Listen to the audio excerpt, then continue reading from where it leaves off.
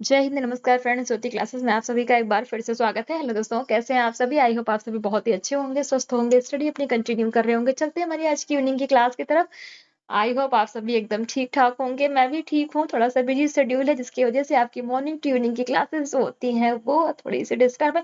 But कोई नहीं, short video के माध्यम से आपको डेली क्लासेस प्रोवाइड कराई जाती है, जिसमें आपकी करंट अफेयर्स की क्लासेस हैं, डेली टॉपिक वाइज क्लासेस है। उसका भी हमें फीडबैक दीजिएगा कि वो जो आपको क्लासेस प्रोवाइड कराई जा रही है वो कैसी लग रही है। तो आप बताइएगा, जैसा आपका फीडबैक होगा उसी हिसाब से हम उन क्लासेस को भी कंटिन्यू करेंगे। और आज की क्लास में हम चर्चा करने वाले हैं डिसीजन मेकिंग। क्या आज की क्लास में हम पढ़ेंगे निर्णय प्रक्रिया के 8 चरण अर्थात home management, 8 steps of decision making. ये होम मैनेजमेंट का टॉपिक है, जैसा कि आप सभी जानते हैं। तो पहले हम फर्स्ट ऑफ ऑल देखेंगे निर्णय प्रक्रिया आखिरकार होती क्या है, अर्थात डिसीजन मेकिंग प्रोसेस कहते किसको है। तो सिंपल सा आप समझिए, डिसीजन मेकिंग यानी कि निर्णय प्रक्रिया का मीनिंग क्या है। किसी समस्या के समाधान के लिए विभिन्न विकल्पों में से सर्वश्रेष्ठ विकल्प का चयन करना निर्णय प्रक्रिया कहलाता है। यानी कि आप समझ लीजिए, आपके पास कोई प्रॉब्लम है, उसमें आप उस प्रॉब्लम को सॉल्व करने के लिए आपके पास कई सारे सॉल्यूशन प्रोवाइड है, बट उसमें जो सबसे अच्छा, सबसे बेस्ट सॉल्यूशन होगा और आप उसको चूज करेंगे, वही क्या है? आपका डिसीजन मेकिंग। आई होप यहाँ तक बात क्लियर होगी। तो आपने ये समझा कि डिसीजन मेकिंग आखिरकार होता क्या है। अब देखिए, डिसीजन मेकिंग के 8 चरण होते हैं। कौन से हैं? पहला है निर्णय की जाने वाली समस्या को परिभाषित करना। डिसीजन मेकिंग का या निर्णय प्रक्रिया का पहला चरण क्या है? निर्णय की जाने वाली समस्या को परिभाषित करना, अर्थात define the problem to be decided. इसमें क्या होता है? इस चरण में यह तय किया जाता है कि वास्तविक समस्या है क्या। अगर समस्या को सही तरह से नहीं समझा गया तो निर्णय भी गलत होगा। उदाहरण से समझते हैं। मान लीजिए स्कूल में बच्चों का रिजल्ट कमजोर, यानी कि बच्चों का रिजल्ट अच्छा नहीं आ रहा हो है। आप एक टीचर हैं और आपके स्कूल में बच्चे पढ़ते हैं और उनके रिजल्ट सही नहीं आते हैं। तो आप समस्या क्या है कि बच्चे पढ़ नहीं रहे हैं या पढ़ाई का तरीका ठीक नहीं। आप देखेंगे कि भाई हमारे स्कूल के बच्चों का रिजल्ट अच्छा क्यों नहीं आ रहा है। क्या बच्चे पढ़ ही नहीं रहे हैं जो हम पढ़ा रहे हैं, या फिर हमारा जो पढ़ाने का मेथड है वो सही नहीं है। जब तक सही कारण नहीं पहचाने जाएंगे तब तक सही निर्णय नहीं लिया जा सकता। यही क्या है? डिसीजन मेकिंग का पहला स्टेप्स, अर्थात निर्णय की जाने वाली समस्या को परिभाषित करना। आई होप ये आपको क्लियर हुआ होगा। यानी कि सही निर्णय के लिए पहले समस्या की पहचान सही तरीके से करनी चाहिए। ठीक है। दूसरा जो चरण है वो क्या है? समस्या का विश्लेषण करना, अर्थात एनालाइजिंग द प्रॉब्लम। इसमें क्या होता है? इस चरण में समस्या के कारणों और प्रभावों का गहराई से अध्ययन किया जाता है। यह देखा जाता है कि कौन कौन इससे प्रभावित हो रहा है और इसके लिए कौन सी जानकारी चाहिए। उदाहरण से समझते हैं, अगर स्कूल में बच्चे कमजोर हैं तो कारण क्या हो सकते हैं? शिक्षण पद्धति कमजोर होना, अधिक छुट्टियां होना, या माता पिता का सहयोग न मिलना। आप इन सभी पहलुओं को समझना होगा। उससे क्या होगा? समस्या को समझे बिना निर्णय लेना वैसे ही है जैसे कि अंधेरे में तीर चलाना। इससे हमें ये समझ में आता है। तीसरा जो हमारा चरण है, वैकल्पिक समाधान ढूंढना, अर्थात सीकिंग अल्टरनेटिव सॉल्यूशन। अब समस्या के कई समाधान खोजेंगे। ठीक है, हमें जैसे पता चल गया कि हाँ, हमारे स्कूल में बच्चे पढ़ने में आखिरकार क्यों कमजोर हैं। आपने समस्या का पता लगा लिया कि हो सकता है हमारा जो टीचिंग मेथड है वो सही ना हो, उसकी वजह से हम बच्चों को किस तरीके से समझाना है हम उनको समझा ही नहीं पा रहे। सपोज आपकी ये प्रॉब्लम है, आपने उसका पता लगा लिया।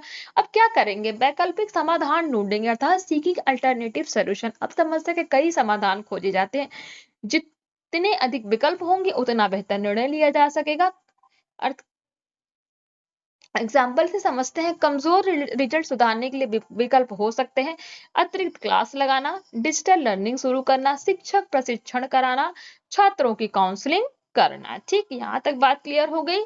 अर्थात जितने अधिक विकल्प उतना अधिक सोचने और चुनने का मौका। यही है आपके तीसरे चरण यानी कि वैकल्पिक समाधान ढूंढने का मीनिंग। चौथा जो स्टेप्स है, विकल्पों के संबंध में चिंतन करना, अर्थात थिंकिंग थ्रू अल्टरनेटिव्स। इसका क्या मतलब है? अब हर विकल्प के फायदे और नुकसान पर विचार किया जाता है। जैसे आपने समस्या पता लगा ली, आपने उसके लिए विकल्प भी ढूंढ लिए। ठीक है। अब आपके पास जितने विकल्प हैं आप उसमें से देखेंगे किस विकल्प के क्या फायदे हैं, क्या नुकसान है। यानी कि लागत, समय, संसाधन और सफलता की संभावना देखी जाती है। उदाहरण से समझते हैं, अगर अतिरिक्त क्लास गाना चुना जाता है तो सोचा जाए क्या क्या शिक्षक उपलब्ध है? जैसे आपने सोचा कि आप बच्चे की एक्स्ट्रा क्लास लगाएंगे तो क्या उसके लिए टीचर्स तैयार हैं?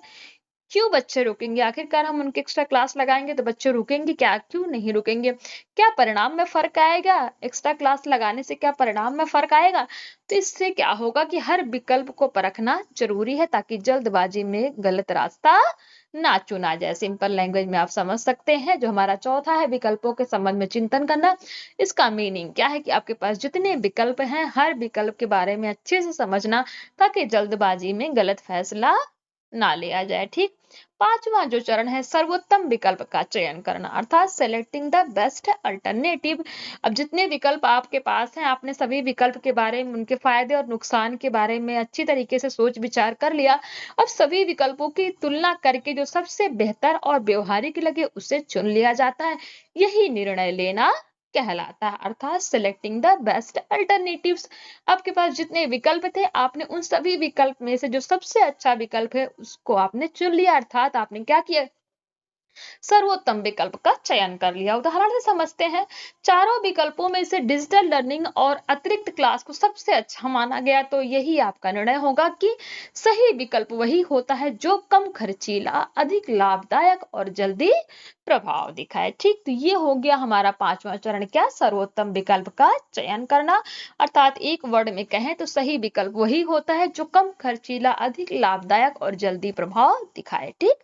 छठा जो स्टेप्स है निर्णय का प्रभावपूर्ण क्रियान्वयन अर्थात effective implementation of the decision. अब चुने हुए निर्णय को वास्तव में लागू किया जाता है यानी कि जो आपने निर्णय ले लिया आपके पास कई सारे विकल्प आए उसमें से जो आपने निर्णय ले लिया अब उस विकल्प को क्या है लागू करने का यानी कि इम्प्लीमेंट करने का टाइम आ गया। अब आपको ये सोचना है कौन क्या करेगा, कब करेगा और किन साधनों से करेगा यह सब तय किया जाता है। उदाहरण से समझते हैं। स्कूल प्रिंसिपल ने आदेश दिया कि हर दिन 3 से 4 बजे तक अतिरिक्त क्लास होगी। ठीक। शिक्षक और छात्र दोनों को शेड्यूल दिया गया तो ये क्या हुआ? ये आपका जो है छठा स्टेप यानी कि निर्णय का प्रभाव पूर्ण क्रियान्वयन यानी कि effective implementation of the decision. इसका मीनिंग क्या है? निर्णय तभी सफल होता है जब उसे सही तरीके से लागू किया जाए। यहां तक बात क्लियर है। सातवां चरण है हमारा निर्णय प्रक्रिया का निर्णय के परिणामों की स्वीकृति। आपने जो डिसीजन लिया आपने जो विकल्प चूज किया उसको लागू कर दिया इंप्लीमेंट कर दिया। अब उसके बाद क्या आता है? सातवां चरण क्या आता है? निर्णय के परिणामों की स्वीकृति अर्थात accepting the consequences of the decision यानी कि निर्णय लागू होने के बाद उसके परिणाम सामने आते हैं अच्छे हो या बुरे। यानी कि आपने इंप्लीमेंट तो कर दिया जो आपने डिसीजन लिया कि ठीक है बच्चे की जो है एक्स्ट्रा क्लासेस लगाई जाएंगी इतने से इतने बजे तक होंगी। ठीक। आप क्लासेस भी लगा रहे हैं बच्चे एक्स्ट्रा क्लासेस भी कर रहे हैं बट अब जो सातवां आपका चरण आएगा क्या आएगा कि हो सकता है आपने जो डिसीजन लिया है वो सही भी हो या फिर गलत भी हो तो आपको दोनों ही निर्णय को स्वीकार करना होगा यानी कि निर्णयकर्ता को उन्हें स्वीकार करना और उनसे सीखना चाहिए। उदाहरण से समझते हैं। अगर बच्चों का रिजल्ट सुधर गया कैसे जो आपने एक्स्ट्रा क्लासेस लगाई तो यह अच्छा परिणाम हुआ। अगर सुधार नहीं हुआ तो यह अनुभव बन जाएगा। ठीक। कि अगली बार तरीका बदलना होगा। तो यानी कि इसका मीनिंग क्या है? आप एक वर्ड में अगर कहें तो हर निर्णय एक नया अनुभव देता है। सफल या असफल दोनों से सीखिए। ठीक। यहाँ तक बात क्लियर हुई। आठवां जो चरण आता है निर्णय के अनुसरण करना निर्णय का अनुसरण करना अर्थात follow up of the decision या अंतिम और बहुत महत्वपूर्ण चरण है। कैसे? इनमें निर्णय के प्रभाव परिणाम और भविष्य में सुधार की संभावनाओं का मूल्यांकन किया जाता है। ठीक है। आपने सातवां चरण क्या था कि आपने निर्णय जो लिया आपका छठा चरण क्या था? आपने निर्णय लिया और उसको इंप्लीमेंट किया। सातवां चरण था निर्णय के जो परिणाम आए सही या बुरे उसको आपने एक्सेप्ट किया। ठीक। अब आठवां चरण क्या है? आपके जो परिणाम आए ठीक है जो उसके प्रभाव दिखे और भविष्य में सुधार की संभावनाओं का आपने क्या किया उसका मूल्यांकन किया। उदाहरण से समझते हैं। 1 महीने बाद फिर से चेक करें कि बच्चों का प्रदर्शन बेहतर हुआ या नहीं। अगर नहीं हुआ तो कुछ बदलाव कीजिए। यही है फॉलो अप। ठीक। तो कहने का मीनिंग क्या है? हर निर्णय को मॉनिटर करना जरूरी है ताकि भविष्य में गलतियां न दोहराई जाए। तो ये थे हमारे क्या निर्णय प्रक्रिया के 8 चरण। इसको आप एक बार समरी के तौर पर देख लीजिए। पहला है समस्या को परिभाषित करना, अर्थात डिफाइनिंग द प्रॉब्लम, यानी कि असली समस्या पहचानना। फिर उसके बाद आपने समस्या पहचान ली, फिर आप दूसरे चरण में क्या करेंगे, समस्या का विश्लेषण करेंगे, यानी कि एनालिसिस द प्रॉब्लम, यानी कि कारण और प्रभाव समझेंगे उसका। ठीक है, विश्लेषण का मीनिंग ये हो गया। तीसरा चरण आपने कारण समझा। तीसरा क्या है, वैकल्पिक समाधान ढूंढना, यानी कि सीकिंग अल्टरनेटिव्स, यानी कि आपने कारण समस्या के क्या कारण है, तो आप क्या करेंगे, उनके कई सारे समाधान ढूंढेंगे, यानी कि अनेक विकल्प आप ढूंढेंगे। अनेक विकल्प आपके पास हो गए। फिर आपके सामने समस्या क्या आई कि विकल्पों पर चिंतन करना। ठीक है, हमारे पास जो है हमने कई सारे अल्टरनेटिव्स ढूंढ लिए समस्या को हल करने के लिए। अब इन अल्टरनेटिव्स में से कौन से सही हैं, क्या करना, उन पर चिंतन करना, अर्थात थिंकिंग थ्रू अल्टरनेटिव्स, हर विकल्प का मूल्यांकन। ठीक, फिर उसके बाद पांचवा क्या हो गया, सर्वोत्तम विकल्प का चयन करना, यानी कि आपके पास जितने भी विकल्प हैं उन सभी में जो सबसे अच्छा विकल्प है उसका आपने क्या किया, सर्वोत्तम विकल्प का चयन किया, अर्थात सेलेक्टिंग बेस्ट अल्टरनेटिव। ये हो गया निर्णय प्रक्रिया का पांचवा चरण। उसके बाद क्या करेंगे, सबसे सर्वोत्तम विकल्प आपने चुन लिया। ठीक है, विकल्प चुनने के बाद आप क्या करेंगे, निर्णय का क्रियान्वयन, अर्थात इम्प्लीमेंटिंग द डिसीजन, यानी कि जो आपने निर्णय लिया उस निर्णय को क्रिया में लाएंगे। ठीक, यानी कि उसको लागू करेंगे, इम्प्लीमेंट करेंगे। इम्प्लीमेंट भी कर दिया। इम्प्लीमेंट करने के बाद क्या हुआ कि सातवें चरण में आपका आएगा परिणामों की स्वीकृति, एक्सेप्टिंग द कॉन्सिक्वेंसेस, यानी कि परिणाम, यानी कि आपने निर्णय लिया, डिसीजन लिया, उसको आपने इम्प्लीमेंट भी कर दिया। अब परिणाम चाहे अच्छे आए या फिर बुरे, आपने जो डिसीजन लिया है उसका रिजल्ट चाहे अच्छा आए या बुरा, आपको दोनों को ही स्वीकारना होगा, अर्थात एक्सेप्ट करना होगा। उसके बाद जो लास्ट चरण होता है सबसे इंपॉर्टेंट, निर्णय का अनुसरण, अर्थात फॉलो अप, परिणामों का मूल्यांकन व सुधार, यानी कि आपके पास जो अच्छे बुरे जो भी परिणाम आए हैं आपके डिसीजन के, उनका आप क्या करेंगे, उनका मूल्यांकन करेंगे। ठीक, और फिर उन पे आप सुधार करेंगे। आई होप ये चीजें आपको समझ में आई होंगी, बहुत ही इंपॉर्टेंट है। आप चाहें तो इनका स्क्रीनशॉट ले लीजिए। ये जो 8 स्टेप्स हैं डिसीजन मेकिंग के, बहुत ही इंपॉर्टेंट है। मुझे नहीं लगता यहाँ पे आपको कोई डाउट रह गया होगा। कहीं पे भी कोई डाउट है किसी वर्ड में तो आप पूछ सकते हैं, आपकी हर एक क्यूरी सॉल्व की जाएगी। तो आज की क्लास को यहीं तक करते हैं, मिलते हैं हमारी नेक्स्ट क्लास में। और फीडबैक अवश्य दीजिएगा, क्लास आपको कैसी लगी, जो आपको करंट अफेयर्स की क्लासेस प्रोवाइड कराई जा रही है वो कैसी लग रही है। ठीक है, आगे आपको